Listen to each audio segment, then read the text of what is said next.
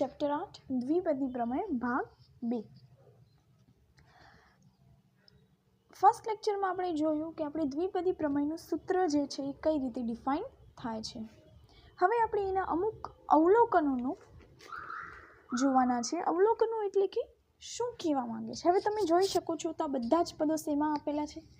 સરવાળામાં આપેલા છે. તો આપણે આ જે પદ છે એને સંકેતમાં એવું લખી શકીએ કે sigma k = 0 to n nck a⁻n - k અને b⁻k. તો જે આપણે આ દ્વિપદી પ્રમેયનું સૂત્ર મળે છે એને આપણે સંકેતમાં આ રીતે લખી શકીએ છીએ. જો હવે તમે એને છૂટું પાડશો તો શું મળશે? nc0 a⁻n b⁻0. બરાબર છે. ત્યારબાદ nc1 a⁻n - 1 b⁻1 nc2 બધામાં શું આવશે? વચ્ચે પ્લસની નિશાની આવશે.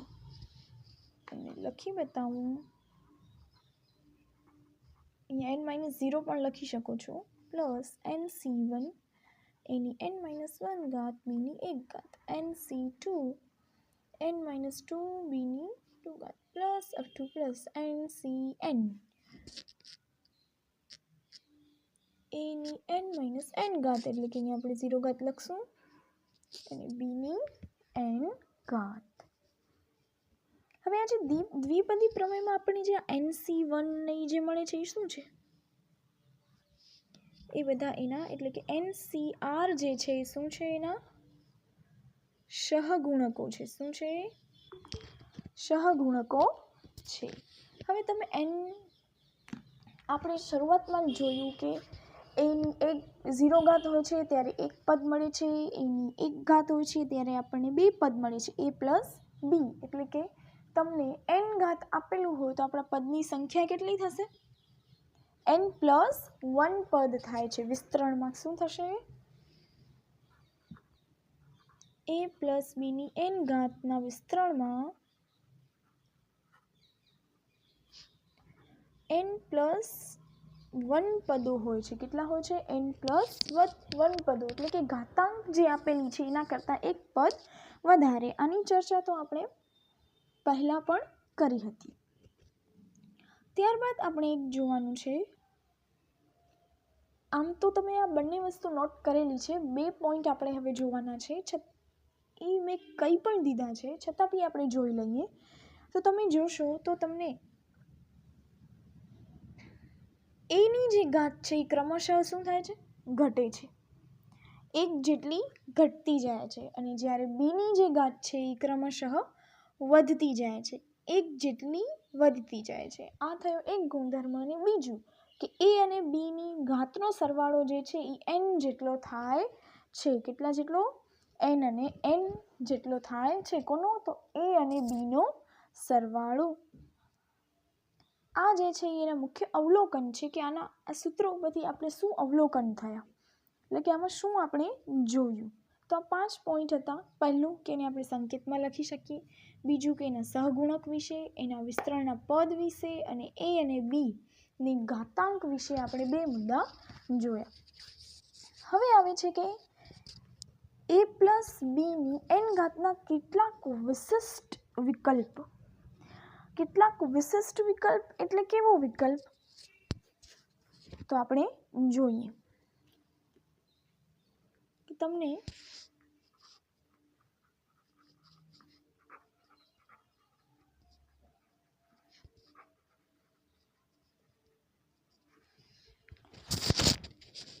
આપણે વાત કરીએ તો સૌથી પહેલા a બરાબર આપણે લઈએ x અને b બરાબર લઉં છું -y. એટલે હવે આ થઈ શું જશે? x - y ની n ઘાત. પણ આપણે એને નોર્મલ સૂત્રમાં લખીએ તો આ રીતે લખાશે. એટલે કે b વાળું પદ જે છે એ કેવું આવશે? માઇનસ. પણ હવે તમે એનામાં એક લોજિક તમારી રીતે વિચારજો કે એકી સંખ્યાવાળા પદ છે એ કેવા થઈ જશે સૂત્રમાં? કોની એકી સંખ્યા? તો બીમાં એકી સંખ્યાવાળા જેટલા બી પદ હશે એ કેવા થશે? નેગેટિવ. અને બાકી બધા છે એ પોઝિટિવ. જો કઈ રીતે? તો x માઇનસ વાયની એન ઘાત NC0, એક્સની એન ઘાત વાયની 0 ઘાત નથી લખતી NC1. હવે અહીંયા માઇનસ શા માટે લખ્યું? તો અહીંયા વાયની કેટલી ઘાત આવશે? ચલો જોઈએ. એક્સની n માઇનસ 1 ઘાત અને વાયની કેટલી ઘાત આવે છે? 1 ઘાત આવે છે. એટલે આપણે આજે પ્લસ માઇનસ માઇનસ થશે. હવે હું આમાં વચ્ચે નિશાની નથી કરતી. અહીંયા આવ્યું વાયનો વર્ગ, એટલે કે હવે માઇનસ વાયનો વર્ગ કરો કે વાયનો વર્ગ કરો કોઈ ફરક પડશે નહીં, એટલે નિશાની આવશે પ્લસની. એ જ રીતે NC3 એક્સની n માઇનસ 3 ઘાત અને વાયની 3 ઘાત. હવે માઇનસ વાયનો ઘન કેટલો થાય? જે પણ આવતું હોય પણ એમાં વચ્ચે માઇનસ તો આવે જ. સમજમાં આવે છે? અને છેલ્લે જે તમારે પદ છે એમાં શું લખવું પડે? -1ની n ઘાત. લાસ્ટ પદની અંદર શું લખવું પડે? -1ની n ઘાત. કેમ કે તમને નથી ખબર કે આ ઘાત છે એકી છે કે બેકી છે, એટલે આપણે લખવાનું NCNYની n ઘાત. એટલે આપણે આ વાળું પદ છે એ રાખવું પડે કે -1ની n ઘાત. આ થશે તમારું માઇનસ વાળા પદનું સૂત્ર. ત્યારબાદ તમે લઈ શકો છો a બરાબર 1 અને b બરાબર x.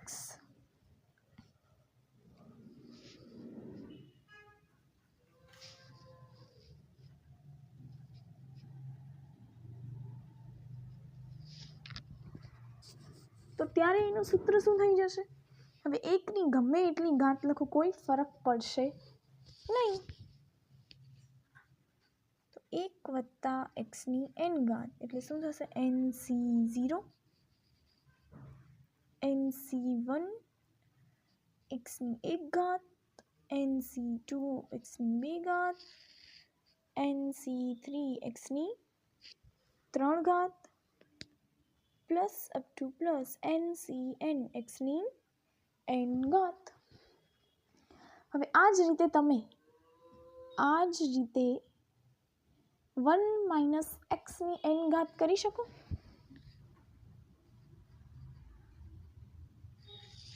તો શું મળશે?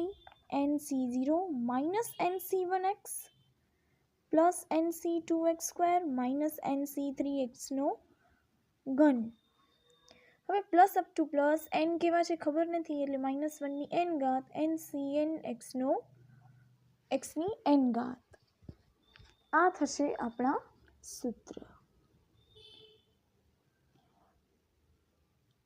ત્યારબાદ આ જે છે એ આપણા મેઇન 3 સૂત્રો છે કે 3 આના વિશિષ્ટ રૂપ આપણને જોવા મળે છે. હવે આપણે વાત કરીએ તો એના ઉદાહરણ જોઈએ કે એનામાં કઈ રીતે તમે આ દાખલાનો ઉપયોગ, સૂત્રનો ઉપયોગ છે કરી શકો છો. ઉદાહરણ કરતાં હું ડાયરેક્ટ સ્વાધ્યાય જ લઉં છું અને 1-2 દાખલા કરાવું છું. બાકીના દાખલા છે એ તમારે હોમવર્કમાં કરવાના રહેશે. સ્વાધ્યાય 8.1 સૌથી પહેલો જ દાખલો તમને આપેલો છે વિસ્તરણ કરો, જેમાં 5 દાખલા છે. એક દાખલો હું કરાવું છું, બાકીના 4 દાખલા તમારે કરવાના રહેશે. તો જોઈ શકો છો કે આમાં a બરાબર આપેલું છે 2/x અને b બરાબર આપેલું છે -x/2. એટલે કે આ પદ કેવું છે? માઇનસ વાળું છે. એટલે આપણે ધ્યાન રાખવાની રહેશે કે જે ઘાતવાળું પદ છે એ કેવું રહે. હવે અત્યારે તમને જો નિશાનીને ધ્યાનમાં ન રાખવી હોય તો તમારે b સાથે જ એ નિશાની રાખી શકાય છે. 5C0 2 - x ની 5 ઘાત પ્લસ 5C1 2/x ની 4 ઘાત -x/2. 5C2 2/x ની 3 ઘાત -x/2નો વર્ગ. ત્યારબાદ 5c3 2ના છેદમાં એક્સની કેટલી ઘાત આવશે? હવે 2 ઘાત અને માઇનસ એક્સના છેદમાં 2ની 3 ઘાત. 5c4 2ના છેદમાં એક્સ અને માઇનસ એક્સના છેદમાં 2ની 4 ઘાત. 5c5 2ના છેદમાં એક્સની 0 ઘાત માઇનસ એક્સના છેદમાં 2ની 5 ઘાત. ચાલો હવે 5c0 એટલે શું થાય? 1 જ થશે. 2ની 5 ઘાત એટલે કે 32ના છેદમાં એક્સની 5 ઘાત. હવે 5c1ની તમે ગણતરી કરી શકો છો.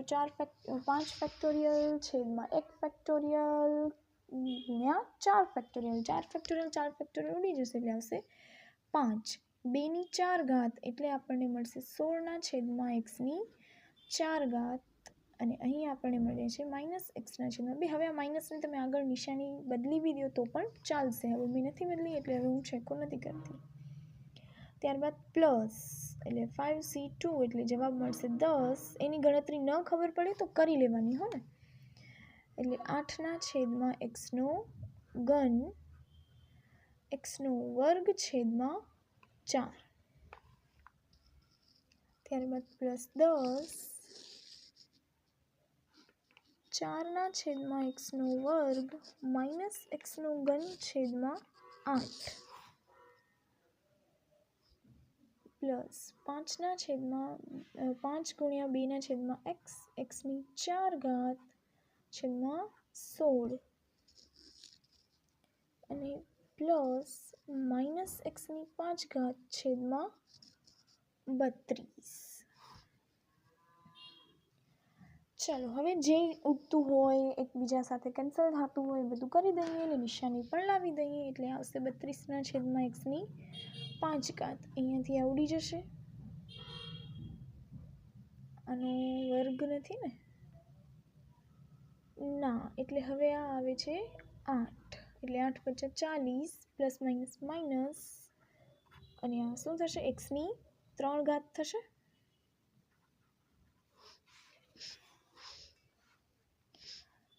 ત્યારબાદ આપણને મળશે પ્લસ 20 મળશે 20 અને છેદમાં એક્સ. હવે તમને ઘાતાંકની બાદબાકીને એ બધું તો આવડતું જ રહેશે.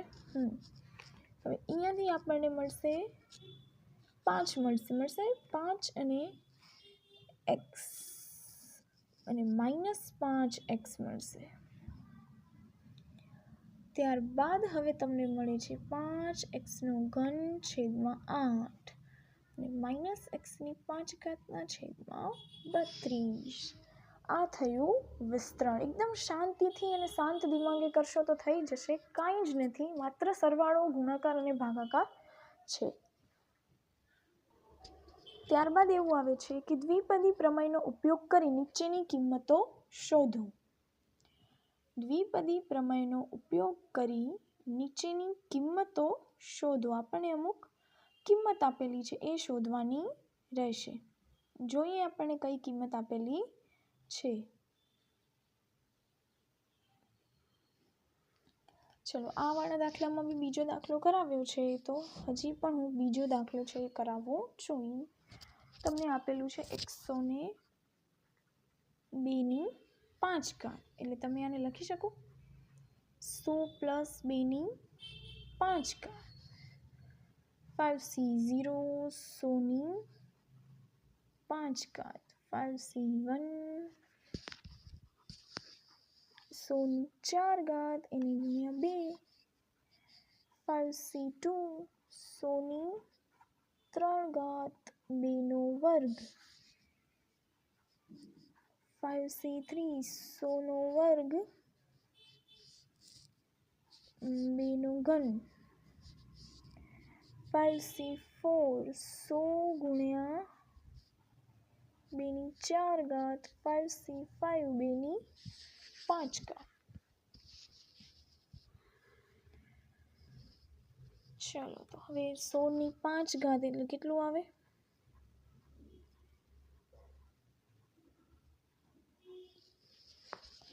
ત્યારબાદ આપણને મળશે 100 ની 4 ઘાત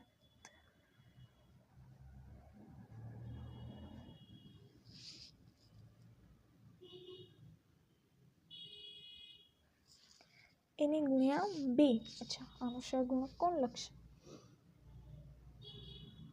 5c5 એટલે 5 અને 2 એટલે એ પણ 10 જ થશે. ચલો, આ 10 છે અને 10 ગુણ્યા 4 એટલે કે 40.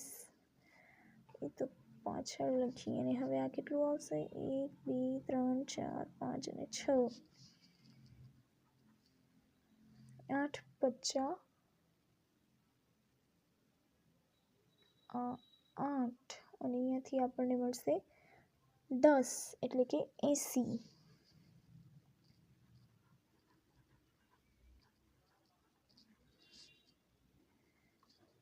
પ્લસ 5 ગુણ્યા 4 એટલે કે 16 એટલે કે 80 અને અહીંયા આવ્યા 100 અને હવે આવશે 32. આ બધાનો આપણે કરવાનું છે સરવાળો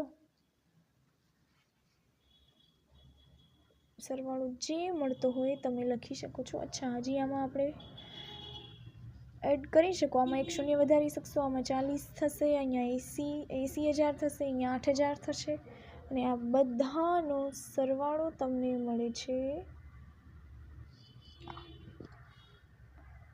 બરાબર છે? એટલે આ રીતે તમે ગણતરી કરી અને દાખલા છે એ કરી શકો છો. 9 દાખલા સુધી બધું જ થઈ જશે. 10 થી 14 દાખલા છે આપણે નેક્સ્ટ લેક્ચરમાં જોઈશું. Thank you.